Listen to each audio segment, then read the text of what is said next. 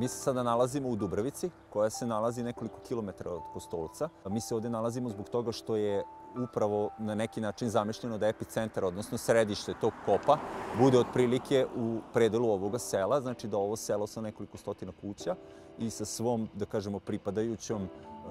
pripadajućim atarom poljoprivrednim zemljištem bude raseljeno radi otvaranja novog rudokopa, ugljenog, koji bi trebao da služi kao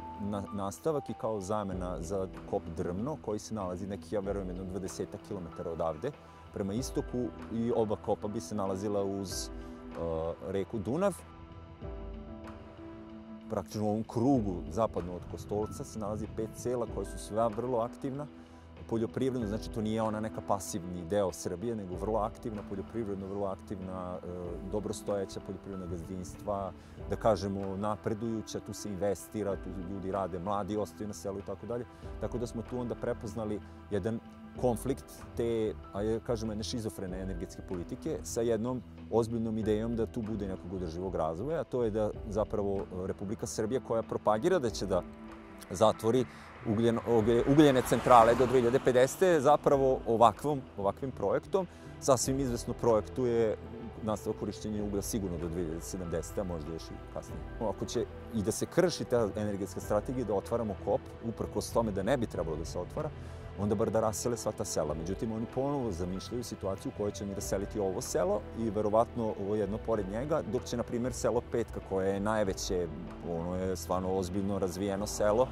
sa infrastrukturom, mnogo kuća, znači to su desetine, stotine kuća, da bi ono trebalo da opet ostane na rubu kopa. Mi takvu situaciju imamo u Kostolačkom regionu, to je selo Drmno i selo Kličevac. Selo Drmno je bukvalno zaokruženo rudokopom, transportnom infrastrukturom, termocentralom, pepelištem i tako dalje, odlagalištima. Sa druge strane imate Kličevac koji je isto tako bukvalno na rubu kopa, kao što je zamišljeno za Petku. Tako da vi ćete imati sve ono najgore ponovo. Znači to je kršenje ljudskih prava na zdravu životnu sredinu. To je kršenje ljudskog prava na planiranje svog sopstvenog razvoja. Znači, ovde su ljudi dugoročno investirali u tu poljoprivredu, da se odjednom neko dolazi i potpuno konfliktnu strategiju donosi. Tako da, u tom kontekstu, mi se protivimo tome, ali ako već ulaze u tako nešto, onda ne sme da se dozvoli da ova sela budu dosta na rubu kopa. Mi zapravo vidimo da je bez te jedne demokratske odluke na nivou države, bez izrađenog nacionalnog prostornog plana, bez urađene strateške procene uticaja, konfliktnosti određenih energetskih planova, rudarskih planova i tako dalje, vi sad odjednom imate ideju kao da je već ovde donešena odluka. Ko je doneo odluku, kad je doneo odluku? I to se i veliki broj građana ovde pita, znači posebno u selu Petka i u drugim selima,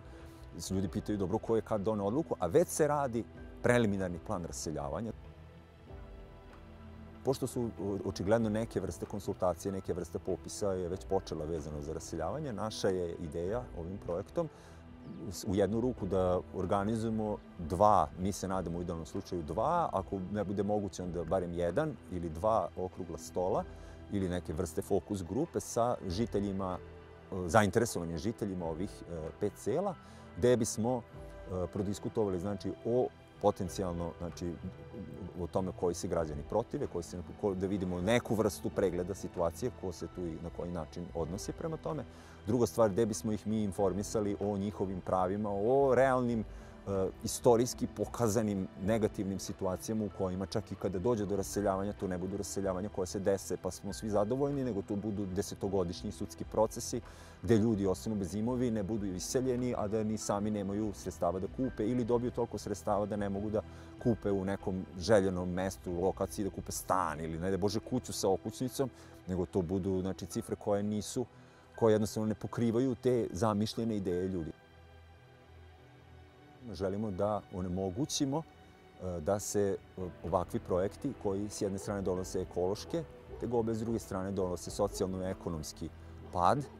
ovog regiona, a samim tim posledično i čitave države, da se oni onemoguće kako na lokalu u smislu lokalnog opiranja,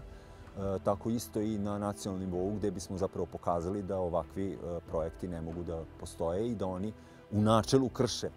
pravo građana, to je jednu dugoročnu predvidljivost, znači pravnu zaštitu, vladavinu prava, a istovremeno na pravo na zdravu životnu sredinu koja uključuje između ostalog i zaštitu od klimatskih događaja. Klimatski događaj sa ovakvim projektima samo